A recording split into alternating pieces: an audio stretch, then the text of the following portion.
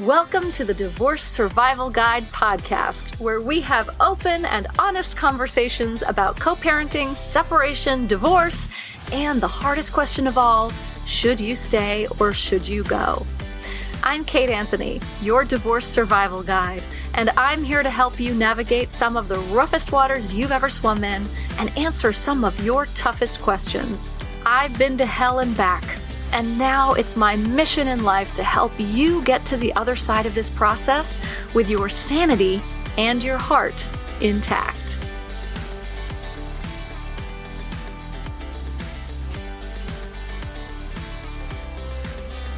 Hey everyone, welcome back. I have another movie for you to watch this week. This week we are talking to Ellen Bruno. Ellen is an award-winning filmmaker. She has a background in international relief work, and her films have focused on issues at the forefront of human rights, including sex trafficking in Burma, political prisoners in Tibet, the social alienation of people with leprosy, and genocide in Cambodia. The film that we are talking about today is called Split, and it's such an incredible film, and it's a film for kids of divorce and their parents. It's a deeply personal film that explores the effects of divorce on children.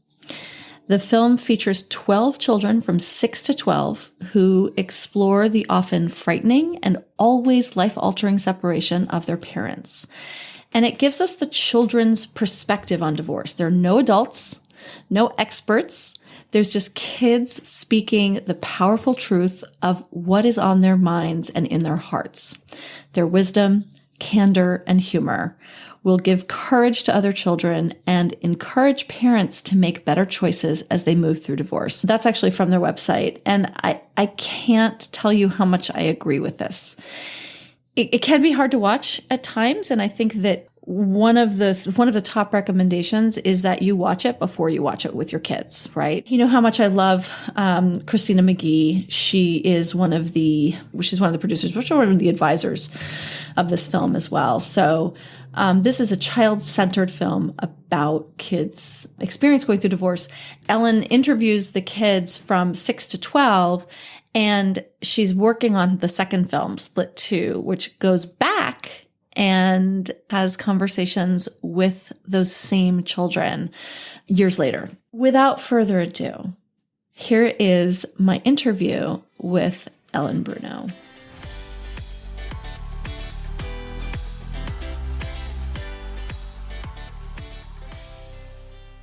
Ellen, thank you so much for coming on and talking about your incredible film, Split, and the sequel that's coming up. I'm really curious, your history is in all of this sort of human rights work, right? Like you have a background in international relief work, right? And you've done films on human rights and sex trafficking, all sorts of stuff.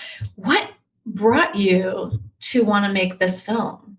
I never expected to make this film, but my parents divorced when I was a kid, and I got divorced when my kids were quite small. And I was actually having a conversation with a dear friend's 10-year-old sitting on a hill one day.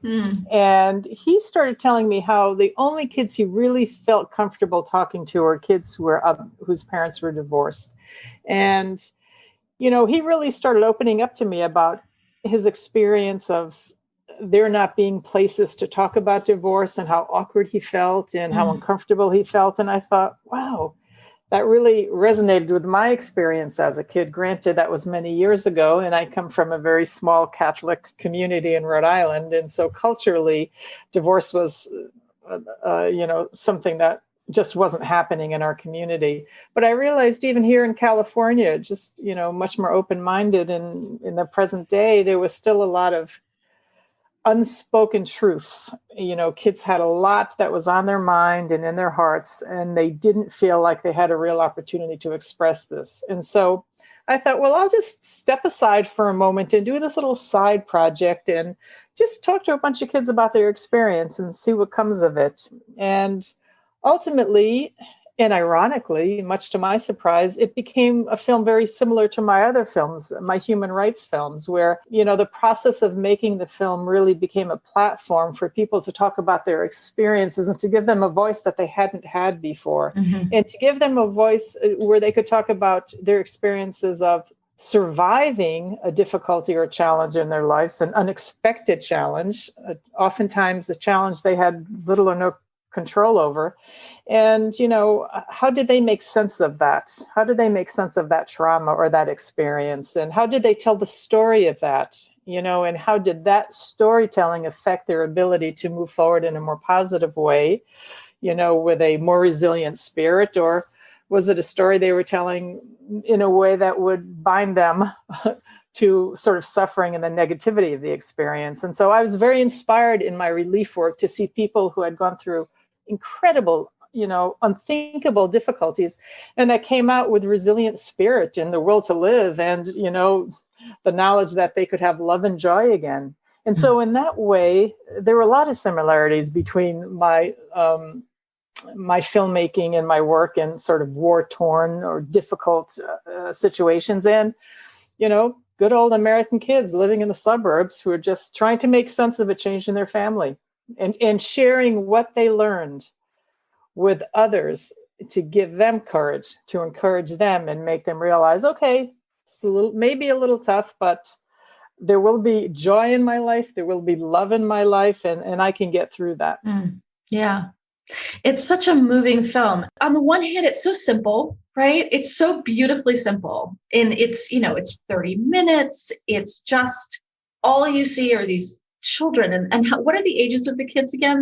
They're 6 to 12. 6 to 12. Camera on them and really close up on them. And their faces are so beautiful. And it's simple in its presentation. And yet it's so poignant. And it's so, and we talked about when we had you on the live stream with Ben and Susan about how, you kind of catch yourself, you're like, oh, this is sweet. And then suddenly you're sobbing and you're like, wait, what happened? Or suddenly you're laughing. Absolutely. Right. Absolutely. Mm-hmm. Yes, absolutely. And they're just, because they're so, they're kids, right? They're so raw and open. Mm-hmm. There's one kid that just devastated me. The little black boy whose dad, is basically not there, has right. kind of abandoned him.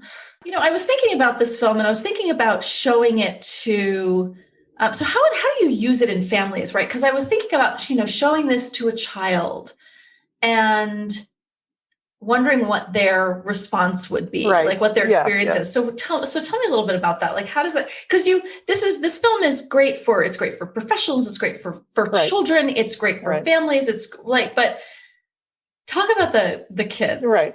All right. Well, I think in part you asked that question as a parent, perhaps. I mean, I think that's a, I think oftentimes we want to protect our kids from,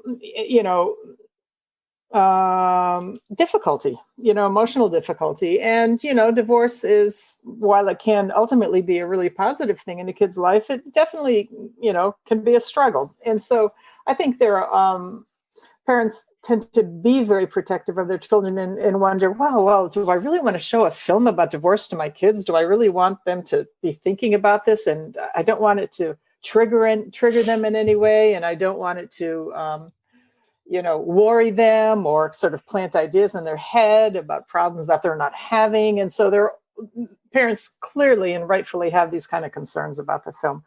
Well, it's really interesting because almost universally, kids find the film very deeply comforting because, as we all know, kids have wild imaginations. And when things happen in their lives, if they don't get the facts, they'll make them up, or their imagination will go wild. And that's the beauty of kids. But also it can be, it can be quite difficult. And there's something that's very grounding about the film for kids because, for one thing, and I think this is very important for parents to understand, that these are kids who are definitely survivors. These are kids that have been through it and that are looking back and are speaking very truthfully about their experiences. And they speak about the difficult things as well as the unexpected benefits of a divorce.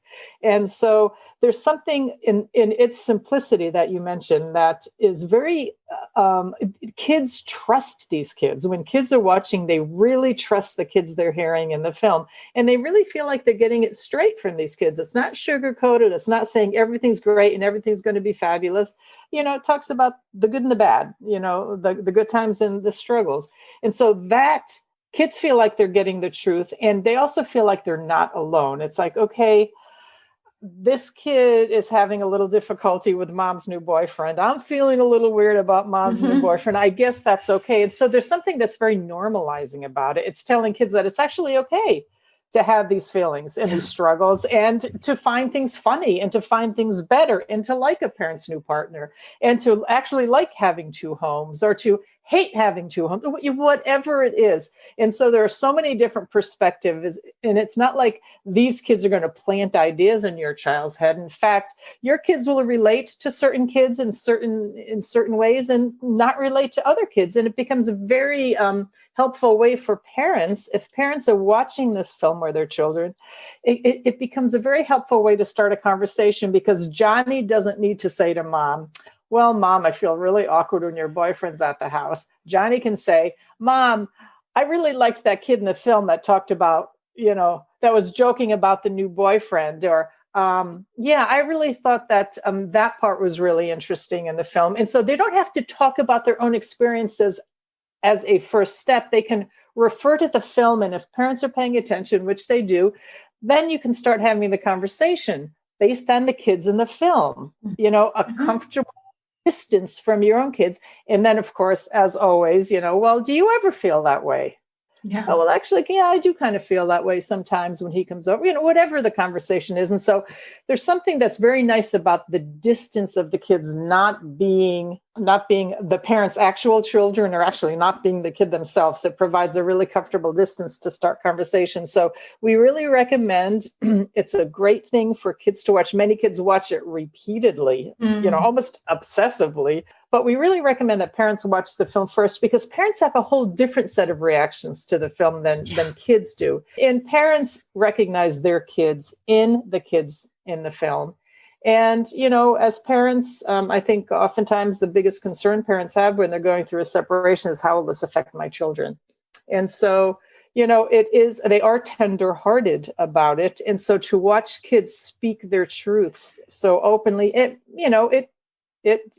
can be a little difficult for a parent, and they will, if they do have more of an emotional experience watching the film as a parent, you shouldn't really do that with your children nearby. That's why we recommend watch the film first, have your responses to the film, absorb that all, and then sit down and invite your kids to watch with you. I think that's really important. And I want to stress that. I know that Ben, our friend Ben Heldfond, said the same thing, that like, he was like, and I think Susan too, right? Susan Guthrie, they all said, everyone reiterates, right? That like, you should definitely have your own, as a parent, have your own experience with the film first before showing it to parents. Was it Susan who had a friend who she told her, you need to watch it first. And then she didn't. She watched it with her kids and she was bawling and she was like, right. Shit. You don't want to put your kids in that situation. It's like, Mom, what's going on? Yes. And I think you're absolutely right. I think my reaction when I was crying was definitely from the place of motherhood and not as a professional. Right. And it was really about, I have a 15-year-old. We got divorced when he was 3, and this was his world. Right. And many of his experiences, one of the things that really hit me the hardest was they were talking, the going back and forth between houses. And, my son at 15 has said, like, I'm done. Mm-hmm. I don't want to do this anymore. I want to have all my stuff in one place. I don't want to feel like I have to like pack everything I own to feel settled. And, his dad and I are like, fine, whatever you need. Absolutely. And so he's starting to get the choice how long he stays, and then after like a week or 2, he's like, yeah, I think I'm going to go hang out at Dad's for a bit. I'm like, great, no problem. So, it becomes his choice. And I think that's because I was listening to those kids talk about their custody schedules being like one day, 2 days, 2 days, back and forth. And I thought, oh my God, that's so hard.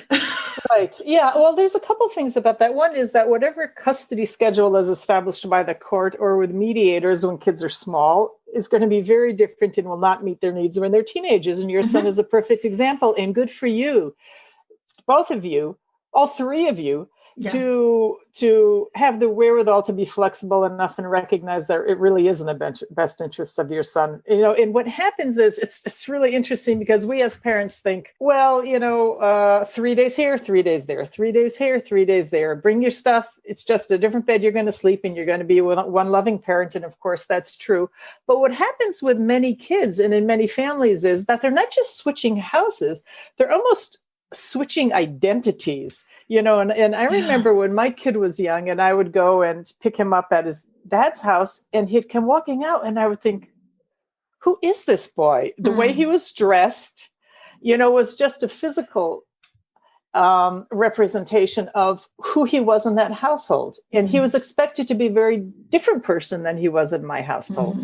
And so it's not just a switching of beds and a switching of parents. It's oftentimes, it can be a switching of identities, almost like a whole code switching thing where a kid has to, okay, well, I can't swear in that household. I have to be very quiet. I, have to do this. I have to do that. And this is what's expected of me. And this is who they think I am. And then I'm going back to this other house. And so, it's much bigger than just simply switching households and switching parents for a lot of kids. And I think that's something. And then what happens is when a kid starts to individuate, like your son, which is a perfectly appropriate developmental thing as a teenager, it's you start developing your own identity apart from the expectations of your parents and apart from your parents, right? Right. You start coming into your own as who you are. Then it becomes all the more complicated, and kids really do need to start defining themselves more and having a little more autonomy and a little more choice. And they're developing relationships outside of that household much more. Their activities are much more outside of the household.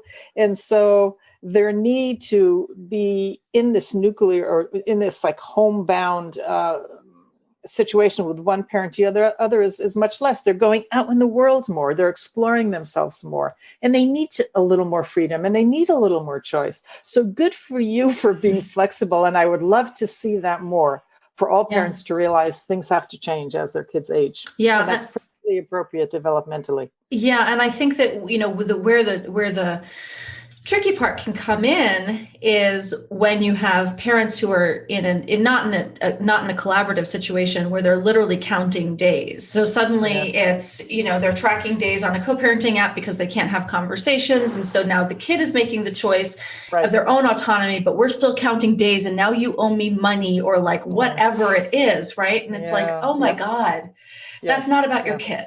Right. That's not about your kid. Yep.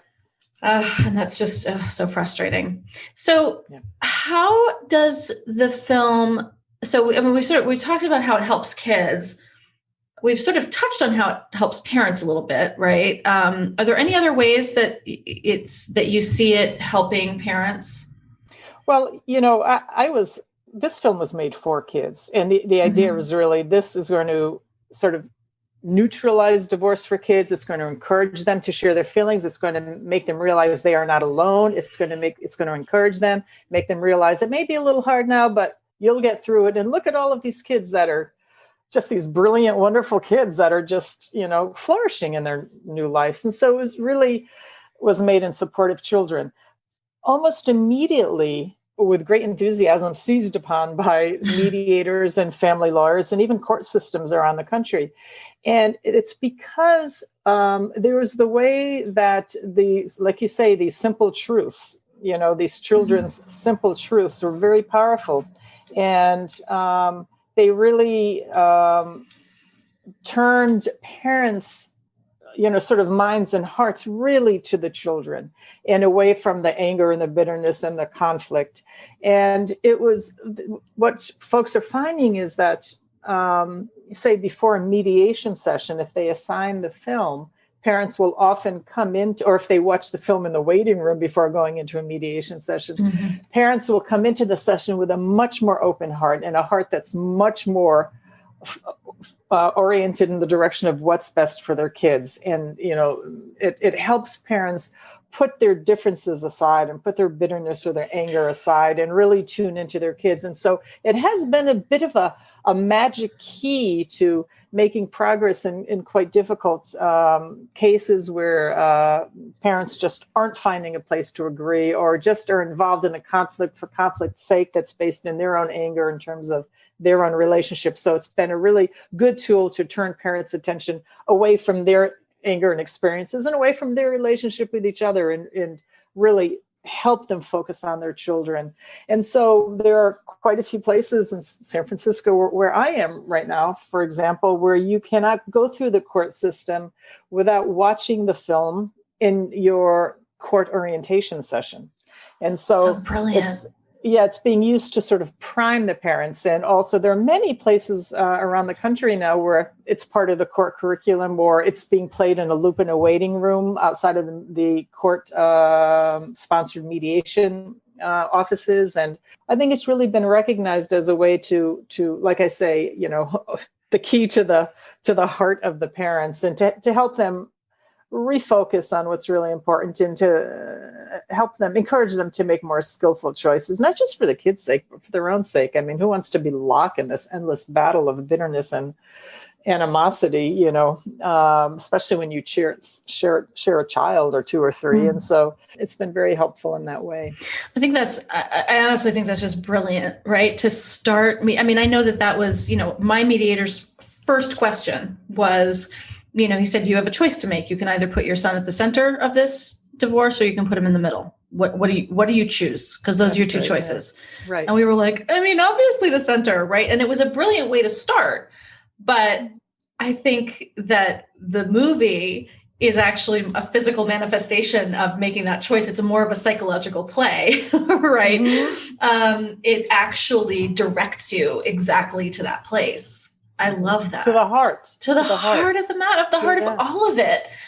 Absolutely. Absolutely. And I think that's why you were talking about the simplicity. And I think in a sense, because of that, it's why it works, because it's simply kids speaking their truths. It's not any parents, putting it into context. There's no experts. There's nobody trying to reform or reshape anything that the kids are saying. It's just simply, and it's run as here it is. Here they are. And you can see the commonalities among the children. Now, granted, these are 12 random kids. For the different 12, would it be different? I'm not so sure because, there are just very clear themes that emerge. And one of them is, it just tears me apart to hear my parents fight. Yeah. I mean, that is a universal truth. Yep.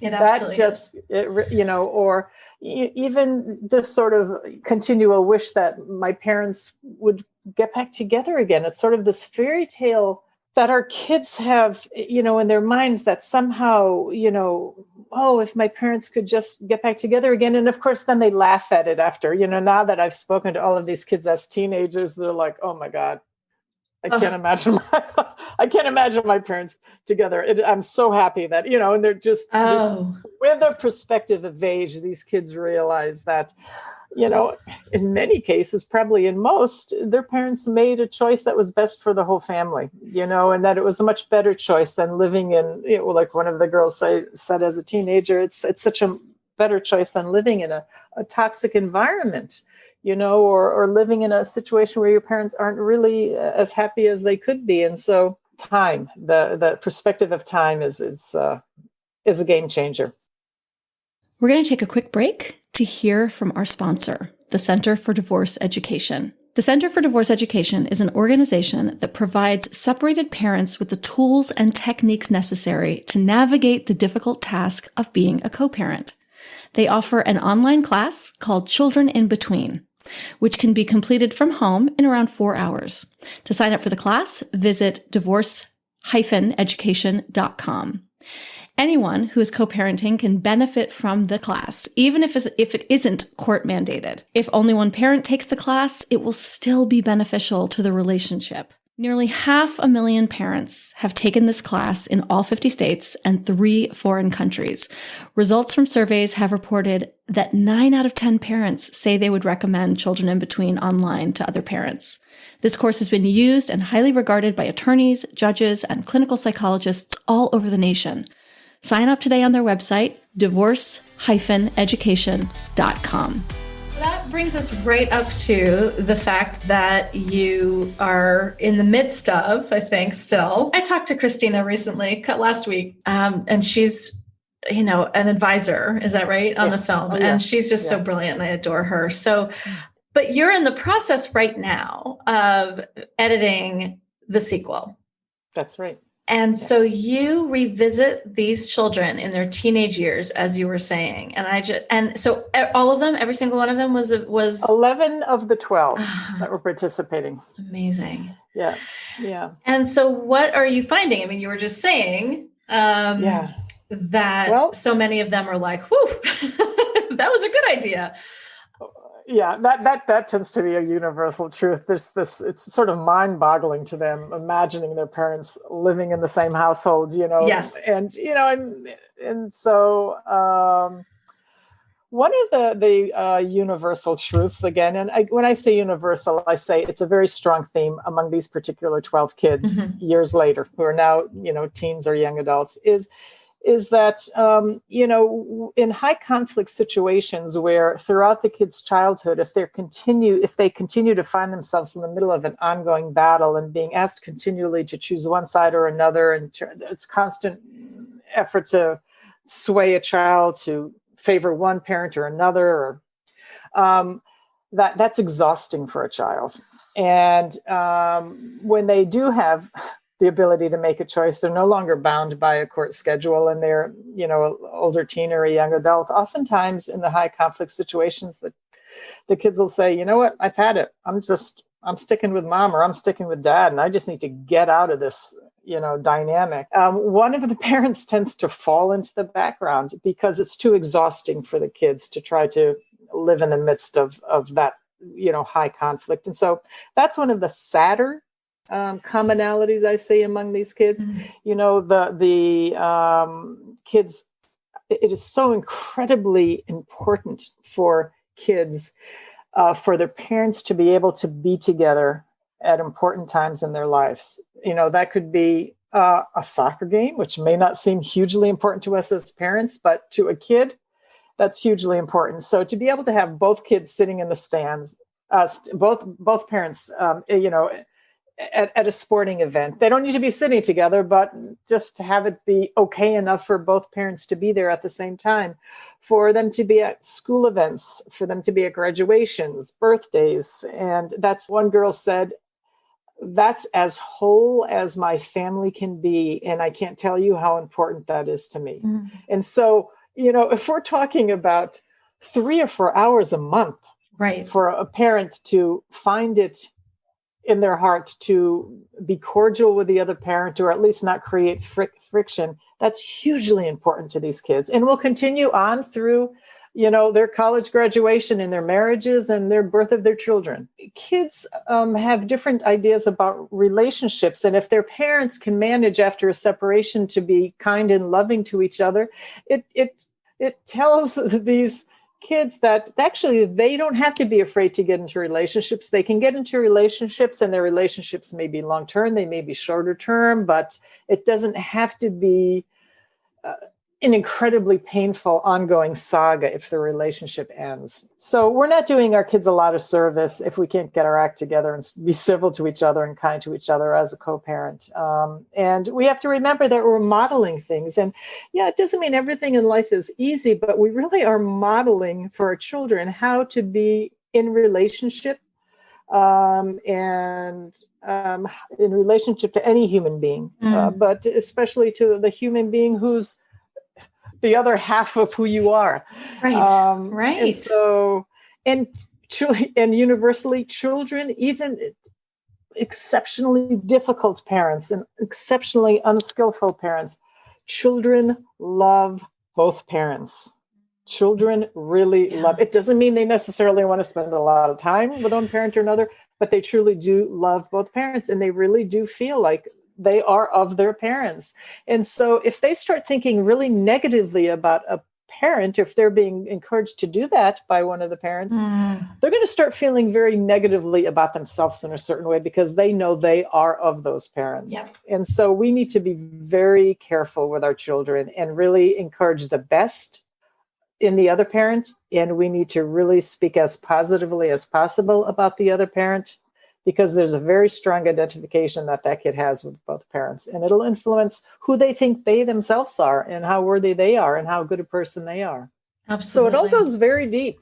It does. It does. And what's wonderful about the first film, and I'm assuming the second film, right, is that it's deep, but also presented in a very sort of palatable. It's not, this is not a heady research paper. This is like, this is just real life, right? And I think these lessons are so important. I think what you were just talking about is incredibly important, because there's the alienation piece, and I've been doing a lot of research and studying about alienation, unfortunately, recently, and it's not just about one parent bad-mouthing the other or keeping the other parent from, right? There's bad-mouthing is not alienation, and keeping a child from the other parent is certainly a form of alienation, but it's also planting these insidious messages in the child's head about another parent. And it could be the full custodial parent. And so then the child is living full time with someone and then aligning themselves with the aggressor, whatever, there's another word for it, right?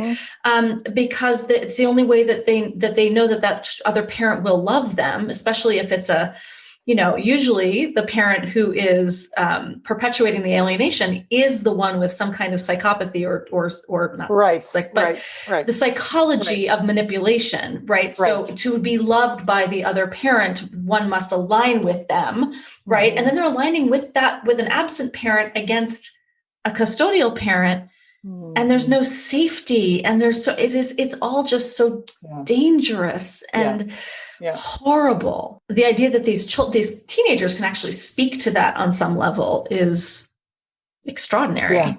Yeah. I take your point to what you're saying, and I think it's important that people, we are talking about a lot of heavy things here in sort of a deep, very deep way. But there's something about the lightness of the film. And I just want to reiterate that. Right. We are having this conversation, which is, in great depth, but, as adults and as parents. Right. But I just want to reiterate that the emotional tone of the film is just very light and very delicate and very sweet. And so these are not topics that are covered in the film. We're just here speaking as adults, but they are topics that will be covered much more when we hear these kids as young adults or older teens talk about it, because they're able to articulate things in a way, and they have the perspective of 6 years of living in a particular situation, and they're able to look back and really share with us what worked and what didn't work, and it's really interesting hearing the older kids talk about their relationships with their parents' new partners, their boyfriends and girlfriends, and, their attachments to these people, and the value they find oftentimes unexpectedly in new partners, and also the value of grandparents, aunts and uncles and coaches as really supportive people in these kids' lives. There are times when kids are left with only one parent after a divorce. One parent is not present, and they have to find a role model as a father or a mother, and they can find those in a coach or a teacher or an aunt or an uncle. And these kids also talk a lot about how important it is as teens to be able to have friends who they can talk to, who understand what their experience is like. And, as common as divorce is in our culture, there still is a way that kids really take comfort in somebody who understands, the intricacies of shifting houses and not being able to attend all the social events they want to, and, trying to make sense of some of these things. And so they really many of them talk about how comforting it is to them and how happy they are to find friends who understand their situations and who can, where they understand with few words spoken. So it's peer support. We all need peer support. I mean, that's true with us as adults. I love when they talk about it when they're little in the first movie, right? And they talk especially that one little boy who says, it's really important to have, I have like my best friend who he's gone through this too. And the way he says it, the way he says who's going through the same thing, it's like, it's such an adult phraseology of that he's going through something, right? Like it just, he shattered me. He shattered me all over the place. His little eyes. Well, what's interesting about him, his name's Trevor, and he does hold the sadness in the film more than the other kids. Mm-hmm. His father is not present, and he has been very disappointed by his father's absence, and very much wants his father to be part of his life. And so he does hold that sadness in the film. Well, interestingly, as an 18-year-old, this kid, with the help and support of a pastor in his community and a janitor at the school who became like a father figure to him, he is the most lovely, brilliant, solid, stable young man. So worried about him.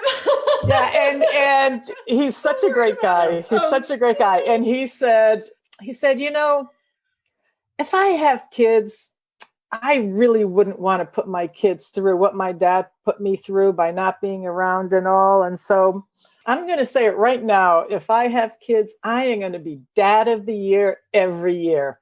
That's me. I am going to be dad of the year. And so to take, something like the struggle he had and the longing for his father and turned it into a determination to be a fabulous dad. It's like, what more can you ask? I mean, the kid's brilliant. I love him. So it makes me so happy. Yeah. That makes me so happy. Yeah. He's a great guy. Oh my gosh. So Ellen, where can people find and watch this film? Well, you can go to our website, which is splitfilm.org, SPLIT. Split is the name of the film. So it's splitfilm.org, and you can stream the film there. You can order a DVD. And I also want to mention, we have a really fabulous, beautiful, colorful guide or workbook that goes with the film. We wrote it in a way that parents and professionals can use it. And it really is a way to be able to start conversations with parents or start conversations with kids based on the film. And so it's very accessible. It's sort of eye candy. It's a beautifully done book. And so that's another support for parents, is to get the workbook and flip through it and get some tips on how to have conversations with your kids. I mean, it actually gives you some language, to be able to have conversations with your kids about the separation apart from the film or specifically about the film. So using the kids in the film as a way to really open up topics in a pretty easy way. So yeah. Oh, that's so great. I didn't see the workbook.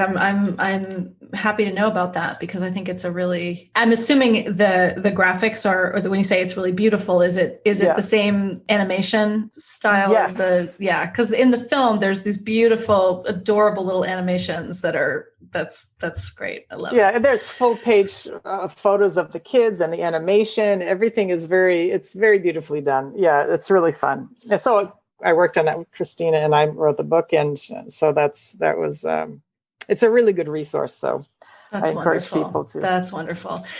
When is the sequel coming out? Do we know? You're like, when I finish it?